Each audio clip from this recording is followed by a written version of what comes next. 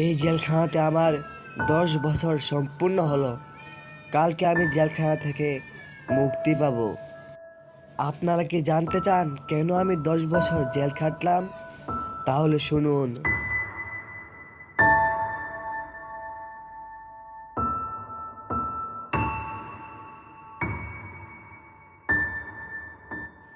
আমি আর শিমুল খুব ভালো বন্ধু ছিলাম, অর্থাৎ বেস্ট ফ্রেন্ড ছিলাম। আমরা দুজন প্রায় সব কাজ একসাথে করতাম। কোথাও ঘুরতে যাওয়া, মাছ ধরতে যাওয়া, আরও অনেক কাজ আমরা একসাথে করতাম। এলাকার সবাই বেস্ট ফ্রেন্ডের উদাহরণ আমাদের দুজনকে দিয়েই দিত। সময়গুলো ভালো মতো কেটে যেতে লাগলো, কিন্তু একদিন আমাদের এলাকায় একটা সুন্দরী মেয়ে আসলো। সেই মেয়েটিকে আমার পরীর মতো লাগলো। তাকে প্রথম দেখেই আমার খুব পছন্দ হলো। সেই মেয়েটি আমাদের বাড়ির কাছাকাছি শিফট হলো। আমার রুম থেকে তাদের বাড়িটা স্পষ্ট দেখা যেত। আমি আর আমার বন্ধু শিমুল প্রতিদিন আমার রুম থেকে সেই মেয়েটিকে দেখতাম। কিছুদিন পর থেকে সেই মেয়েটি আমাদেরকে নোটিস করতে লাগলো। আবারও সময়গুলো সুন্দর মতো কেটে যেতে লাগলো।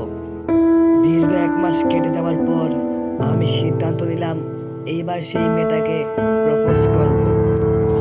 তাই আমি সেই মেয়েটাকে তার বাড়ি থেকে ডেকে এনে বললাম, আমি তোমাকে অনেক পছন্দ করি।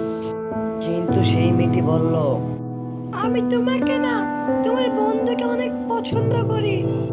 এই কথাটা শোনার পর কেন জানি আমার বন্ধুর উপর আমার খুব রাগ হচ্ছিল। আমার মাথা তখন কাজ করতেছিল না। আমি অনেক ভাবার পর সিদ্ধান্ত নিলাম আমি আমার বন্ধুকে খুন করব। পরের দিন আমি আমার বেস্ট ফ্রেন্ড শিমুলকে খুন করলাম। সেই মেয়েটি সহ এলাকার সবাই এই কথাটা মেনে নিতে পারছিল না যে আমি আমার বেস্ট ফ্রেন্ড শিমুলকে খুন করেছি। তারপর পুলিশ আমাকে ধরে নিয়ে গেল। তারপরের দিন আমাকে আদালতে চালান করা হলো। আদালত বিচার করলো আমার 10 বছরের কারাদণ্ড। তারপর আস্তে আস্তে 10 বছর কেটে গেল। ঘটনাটা এখানেই শেষ হয়ে যেতে পারত, কিন্তু আমার বন্ধু শিমুল প্রতিদিন রাতে আমার কাছে আসতো। আমার কাছে এসে শুধু একটা প্রশ্ন করত, বন্ধু, আমাকে কেন খুন করলি? আমার কি দোষ ছিল?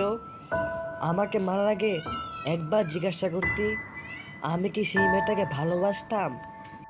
কিন্তু এই প্রশ্নের উত্তর আমার কাছে নেই।